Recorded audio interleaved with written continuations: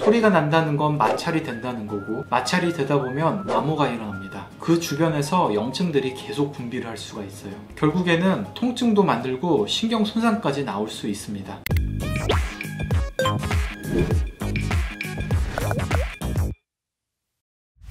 안녕하세요, 페인 여러분, 페인랩입니다. 저는 손가락에서 이런 소리들을 낼 수 있습니다. 이게 들릴지 모르겠는데 한번 해볼게요. 이것 때문에 제가 불편했던 거를 기억하는 시작이 중학교 때부터인가입니다. 그래서 연필이나 펜으로 항상 이런 사이를 계속 눌러주곤 했어요. 이쪽이 쑤셔서 병원에도 가봤는데 역시나 아무런 문제가 없었습니다. 엑스레이를 찍어봤는데 영상으로 나오는 게 없죠. 뼈는 정상이고 이상 없다고 해서 가라고 했습니다. 그래서 갔어요.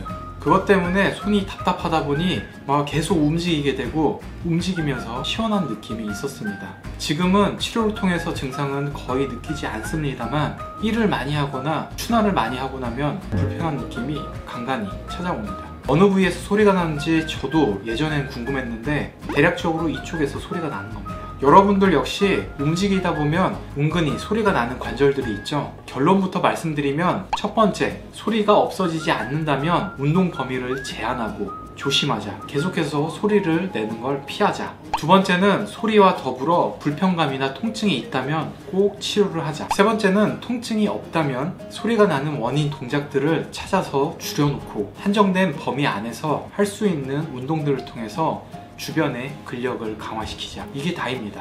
먼저 소리가 나는 원인은 결국에는 관절의 불안정성 때문에 나옵니다. 이런 불안정성으로 인해 관절에 무리가 가기도 하고 근육에 긴장이 되어 소리가 날 수도 있습니다. 혹은 건이나 힘줄이 뼈에 걸리면서 소리가 날 수도 있죠. 정리하자면 세 가지로 분류해 볼 수 있습니다.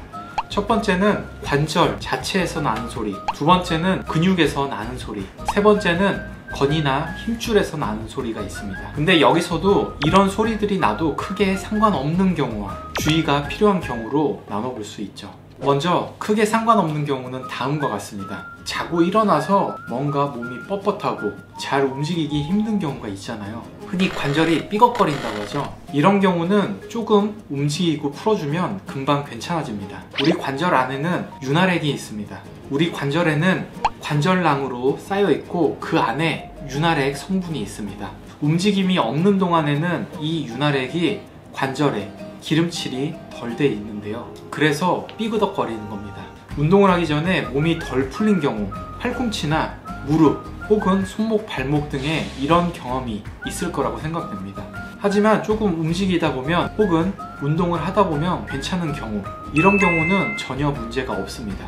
혹은 목을 이렇게 꺾을 때 나는 소리가 있잖아요. 아까 말씀드렸다시피 관절 안에 관절낭이 있고 그 안에 윤활액이 있다고 했죠.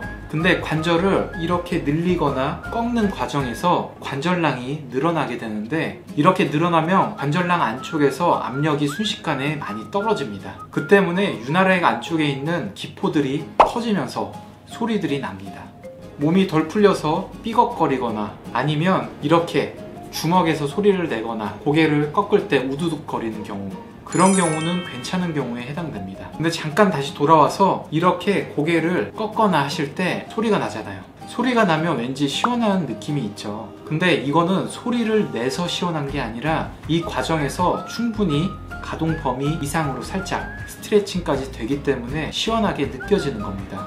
근데 한번 소리를 놨는데도 계속 뻐근하다, 그럼 어떻게든 소리를 내야지 하면서 계속 목을 꺾어주고 시간 날 때마다 하시는 분들이 계시죠. 그런 경우는 본말이 전도되어서 소리를 무조건 내려고 하다 보니까 관절에 부하가 많이 걸립니다. 그 과정에서 주변 관절낭을 싸고 있는 인대들이 너덜너덜해지는데요. 이런 경우가 바로 불안정성이 생기는 경우입니다. 조금만 움직이거나 해도 우르르 우르르 소리가 나는 거죠. 그런 경우는 좋다라고 하기 조금 애매합니다.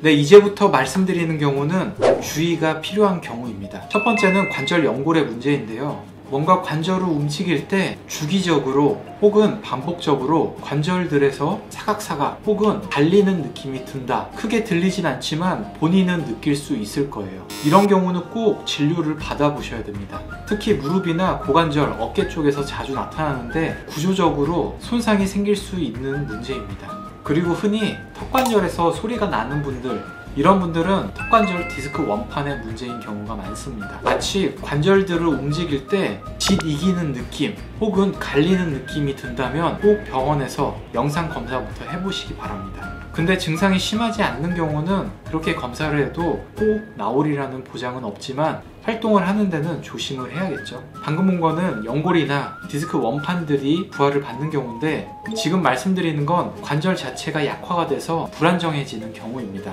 대표적인 경우로 발목 인대가 반복적으로 다치면서 움직일 때마다 소리가 나는 케이스가 있죠. 혹은 어깨를 세게 부딪히고 나서 변쇄관절이 손상된 분들이 어깨를 움직일 때 위쪽 부위에서 소리가 나는 경우도 있습니다. 혹은 다음과 같이 오구견봉 인대가 손상이 된 분들도 불안정성 때문에 뭔가 소리가 납니다. 뿐만 아니라 교통사고로 인해서 가슴에 핸들을 세게 부딪힌 경우 이쪽 흉골 쪽에서 불안정해지면서 이렇게 움직일 때 소리 나는 경우도 있습니다. 아까도 말씀드렸는데 고개 움직일 때마다 소리가 막 우르륵 나시는 분들 있잖아요. 경추 주변을 잘 잡아주고 있던 인대 부위들이 너덜너덜해지면서 불안정성이 매우 커진 경우입니다. 이런 경우는 주짓수 하시는 분들이 초크 많이 걸리면서 흔히 나올 수 있습니다.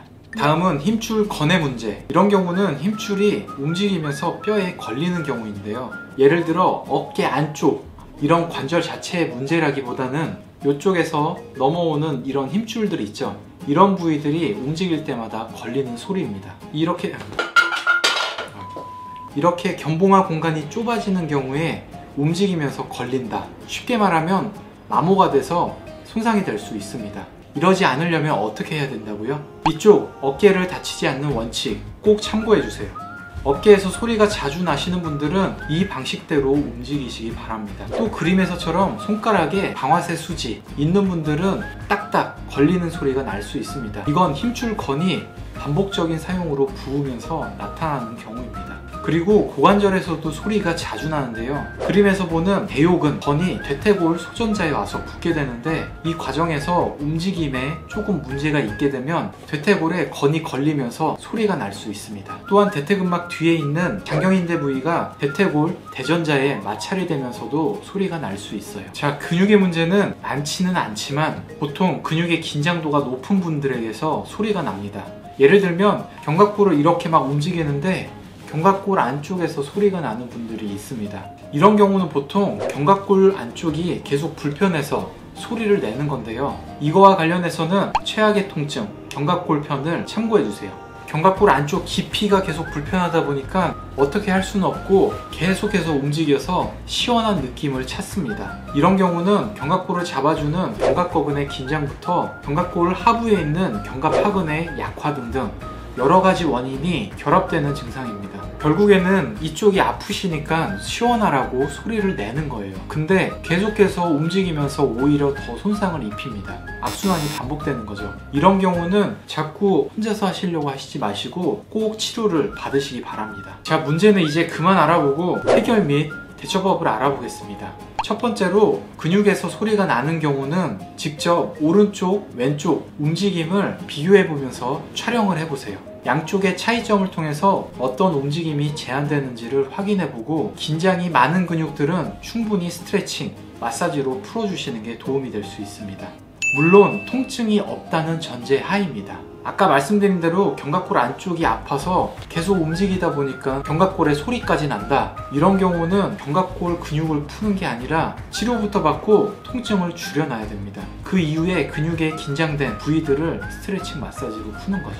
통증 때문에 불편하면 무조건 치료부터 받으세요. 관절 연골에서 마찰이 되면서 갈리거나 이상한 소리가 난다 라고 생각되는 경우는 꼭 영상 검사를 받아보시고 영상상으로 문제가 없다면 그런 소리가 날 만한 동작을 회피해 주세요. 물론 영상 검사상으로 이상이 없는데 통증이 있다면 침 치료를 받는 게 좋고요. 일단은 통증이 없다는 전제로 말씀드리겠습니다.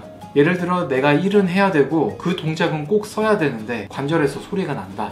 그러면 그 동작 이외의 다른 방법으로 해당 관절이 덜 쓰이는 움직임을 계속 고민해 보셔야 됩니다. 예를 들면 무릎을 굽혀야 되는 일을 해야 되는데 소리가 계속 난다. 그런 경우는 고관절이나 허리를 더 써서 무릎의 움직임을 줄여주셔야 되는 거죠.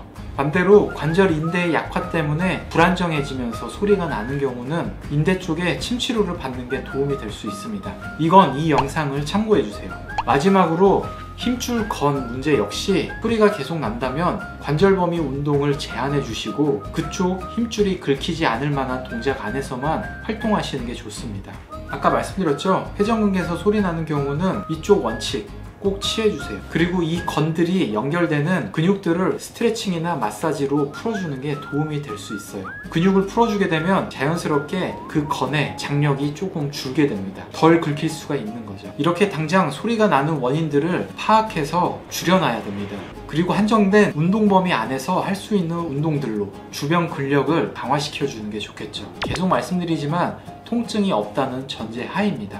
소리라는 건 결국 우리가 움직일 때 마찰이 되면서 나는 소리입니다. 관절이나 건이나 근육이나 할 거 없이요. 아까 크게 지장이 없다라고 말씀드린 케이스는 몇 번 움직이다 보면 없어지는 경우라고 했었죠. 어릴 때는 그렇게 움직이다 보면 금방 없어져요.